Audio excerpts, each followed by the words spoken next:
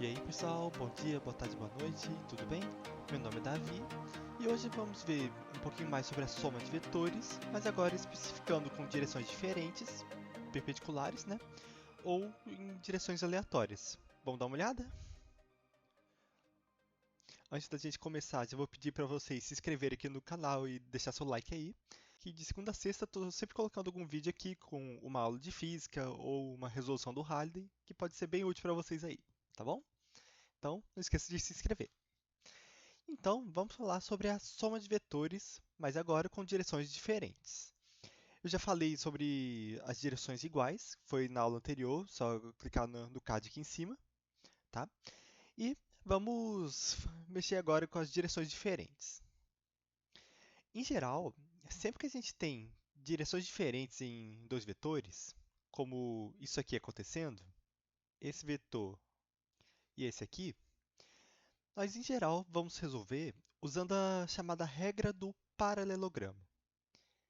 Então, regra do paralelogramo. Porque o que está acontecendo aqui? Eu tenho dois vetores. Esses vetores eles estão iniciando exatamente no mesmo ponto aqui.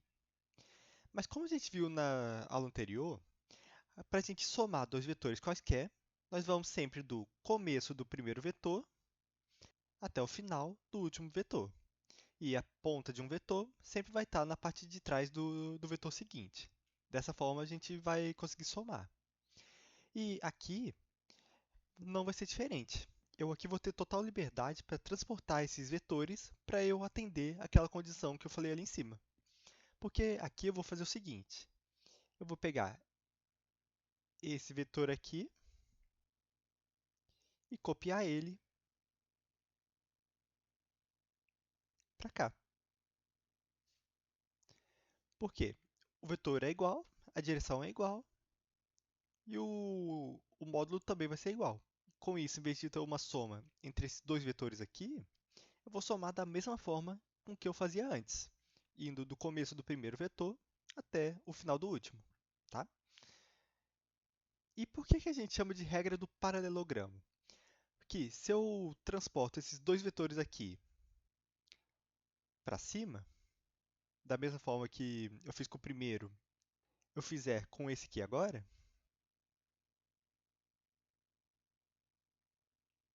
eu vou formar aqui um paralelogramo. E o meu vetor soma aqui, ele vai vir do começo do primeiro vetor até o final do último, como nós já fazemos normalmente. Dessa forma, nosso vetor soma vai ser esse aqui, sempre a diagonal do nosso paralelogramo. Tranquilo? Mas beleza. Com a regra do paralelogramo, nós conseguimos resolver qualquer, né, soma entre dois vetores aqui. Mas como que eu fico sabendo qual que é o valor desse meu vetor soma? Qual que é a intensidade dele? Aqui a gente vai usar muito a geometria que a gente viu no ensino médio para a gente conseguir resolver. Porque no nosso caso aqui, se nós tivermos direções perpendiculares, nós vamos usar o chamado teorema de Pitágoras para resolver. Porque aqui vai acontecer o seguinte: eu tenho aqui meus dois vetores perpendiculares, e para eu resolver essa soma, vamos usar a mesma regra do paralelogramo aqui. Eu posso transportar esse vetor para cá ou esse vetor aqui para cima. Mas para facilitar a nossa vida, vamos pegar esse vetor e colocar ele aqui. Nós vamos ter esse vetor colocado aqui. Vou colocar de uma outra cor para diferenciar. Eu transportei esse vetor aqui para cá. Se eu for traçar aqui, nós temos dois vetores que são perpendiculares entre si, fazem um ângulo de 90 graus um com o outro aqui, né? Aqui. E eu vou ter o meu vetor soma como sendo a hipotenusa de um triângulo retângulo aqui. Assim. E se eu tenho um triângulo retângulo aqui e eu conheço meus dois catetos, eu consigo achar a nossa hipotenusa aqui. Porque aí, para a gente achar o módulo do vetor soma, é s ao quadrado igual. Aqui eu vou chamar de um vetor A e um vetor B. S ao quadrado vai ser A ao quadrado mais B ao quadrado. Pelo simples teorema de Pitágoras, nós já conseguimos resolver. Tranquilo? Mas e se eu tiver direções aleatórias aqui e eu tiver que achar o módulo de um vetor soma? O que a gente vai fazer? Aqui, a gente vai usar uma fórmula que é menos conhecida da geometria, mas que muitas pessoas veem no ensino médio, que é chamada a lei dos cossenos. Que não vai ser exatamente igual à lei dos cossenos que a gente vê na geometria normal, mas é uma adaptação dela para o nosso caso aqui.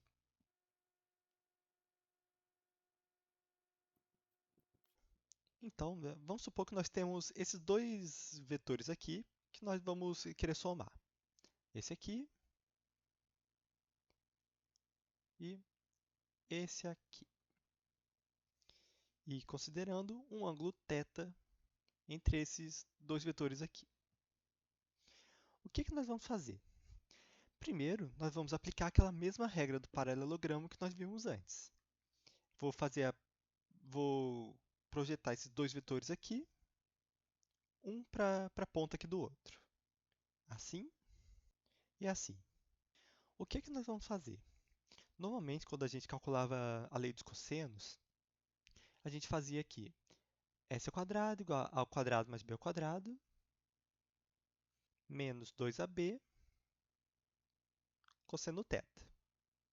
Essa aqui era a nossa lei dos cossenos, né? Só que para o nosso caso aqui, nós vamos ter que fazer uma pequena modificação. Por quê? Para eu ter a lei dos cossenos, eu preciso ter um triângulo. Se eu preciso ter um triângulo, vou desenhar meu vetor soma aqui pela regra do paralelogramo. Assim. Esse aqui nós já sabemos que vai ser o nosso vetor soma. Mas, para eu poder calcular pela lei dos cossenos, o lado que fica isolado aqui, ele é sempre o lado oposto ao ângulo que me interessa. Mas esse meu θ, ele não está aqui como deveria estar. Ele está aqui, né? E aí, o que eu vou fazer? Vamos fazer um prolongamento aqui desse vetor, que nós temos aqui um caso de duas retas paralelas que são cortadas por uma transversal, em que nós temos ângulos semelhantes aqui. Né? Se aqui é a mesma inclinação e aqui é paralela, esse ângulo vai ser igual a esse ângulo aqui. Mas, de novo, não é o θ que me interessa aqui. Vai ser o ângulo suplementar a ele, que vai ser 180 graus, menos o θ que eu coloquei aqui. 180 menos θ. Tudo bem? Com isso, eu não vou usar simplesmente o θ aqui. Eu vou usar 180 menos θ. Temos o ângulo aqui de 180 graus menos θ. O que, se a gente botar lá naquele ciclo trigonométrico, que lá na trigonometria a gente via lá as relações de redução ao primeiro quadrante dos ângulos lá, cosseno de 180 menos θ é igual a menos cosseno de θ. Cosseno de 180 graus menos θ é igual a menos cosseno de θ. E eu vou pegar isso e substituir aqui.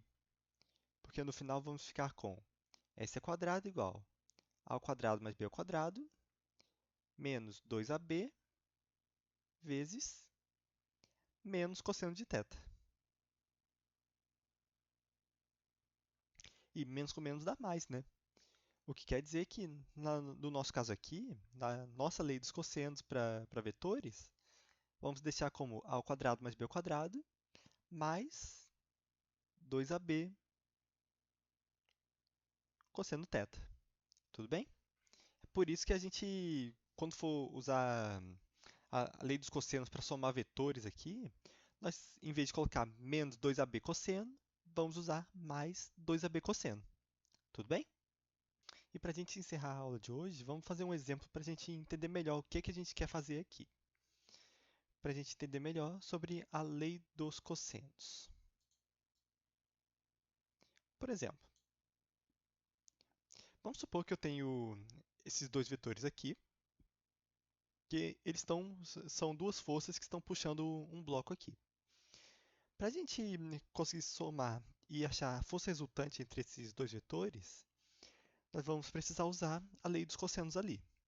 Esses dois vetores fazem um ângulo de 60 graus entre si, e se eu tenho 60 graus aqui, eu vou ter 120 aqui, tá? Mas o triângulo que vai interessar a gente para fazer aqui a lei dos cossenos vai ser basicamente o que está aqui dentro, tudo que está aqui. Legal? Com isso, aqui temos um lado valendo 30, um outro lado aqui valendo 40, porque seria a projeção do meu vetor para cá, paralelo, né? E a resultante que eu quero achar que está oposta a um ângulo de 120 graus. Só lembrando que o ângulo original entre os dois vetores aqui era de 60. Então, nem sempre que o enunciado vai dar para a gente direto esses 120 graus, tá? Mas, resolvendo lá pela lei dos cossenos, a gente teria o lado que me interessa ao quadrado, FR ao quadrado, igual a soma dos quadrados dos outros dois lados, que seria 40 quadrado mais 30 quadrado. Agora, não seria menos, né? Seria mais duas vezes o produto dos lados que eu já tenho, 40 vezes 30, vezes o cosseno de 60 graus. Cuidado, 60 graus porque é o ângulo que nós temos exatamente aqui entre os nossos dois vetores. 120 é o desenho mostrando por que a gente troca o menos ali da lei dos cossenos e coloca mais, tá? E aí, resolvendo aqui, força resultante quadrado seria 40 quadrado dá 1.600, mais 30 quadrado dá 900, mais 2 vezes 40 dá 80, 80 vezes 30, 8 vezes 3, 24, com 2 zeros, 2.400, vezes o cosseno de 60, que vale 1/2. Resolvendo aqui, força resultante quadrado vai ficar 1.600 mais 900 dá 2.500, mais 1.400 dividido por 2 dá 1.200. 2.500 mais 1.200 me dá 3.700 newtons. Só que essa ainda não é a minha força resultante, né? Porque ela está ao quadrado aqui. Para eu achar a minha força resultante em si, eu calculo a raiz quadrada de 3.700. Isso aqui vai me dar aproximadamente 60,8 newtons. E essa aqui é a minha resposta final. Tá bom, gente? E aí, só esclarecendo de novo aqui. Nem sempre o enunciado vai dar para a gente esse 120 aqui. Normalmente, o ângulo que ele vai dar vai ser o ângulo aqui entre os meus dois vetores, tá? E aí, você sabendo disso, só pega esse 60 graus aqui, ou o ângulo que tiver nessa posição, e coloca ele dentro aqui do nosso cosseno. Tudo bem, gente? Então, essa aqui foi nossa aula de hoje sobre soma de vetores com direções diferentes. E na próxima aula vamos falar das outras operações, que são a multiplicação por um escalar, a subtração de vetores, produto escalar, produto vetorial. Mas isso fica para as próximas aulas aí. Tá bom então, gente? Como sempre, qualquer dúvida ou sugestão, só colocar aqui nos comentários. Meu contato para aulas particulares também está aqui na descrição. E para mais questões, para mais aulas, não esqueça de se inscrever. Tá bom então, gente? Obrigado e até a próxima!